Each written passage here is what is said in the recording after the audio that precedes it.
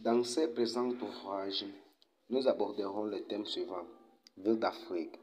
Mais au sein de ce thème, on retrouve des sous-thèmes importants qui sont l'art, la culture et l'histoire. Je vais d'abord vous présenter les membres du groupe qui sont Antonio, Claudia, Paulo, Deusio. L'art est donc un ensemble de règles pour s'exprimer ou faire quelque chose. Et la culture peut être considérée comme les us et coutumes d'une certaine région. Dans chaque région, il y avait toujours quelqu'un qui contribuait au développement de l'art et de la culture dans cette région. Ici, dans notre région, Agustin Neto, 1922-1979, a contribué avec ses capacités intellectuelles, telles que l'art plastique, la poésie, la littérature et la sculpture, montrant aussi la culture avec son histoire, avec les images suivantes, où je vais vous expliquer comment ces informations sont affichées.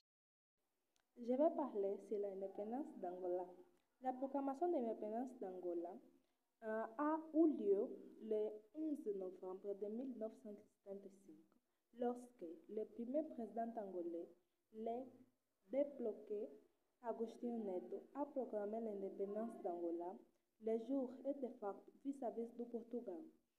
Cet événement était en grande partie dû à événement militaire et public survenu un an plus tôt au Portugal, lors de la révolution du 25 avril de 1974. Après l'indépendance que les peuples avaient des Européens d'élite, ces gens provoqués par l'opinion différente des représentants de chaque parti politique pour la gouvernance de l'Angola. Mais finalement, il est prêt d'arriver, donnant de nouvelles générations la possibilité de vivre selon les souhaits d'Antonio Agostinho Neto et les Rainha Bandi et de bien d'autres chercheurs qui pour voyaient toujours l'expose du peuple angolais de vivre libre.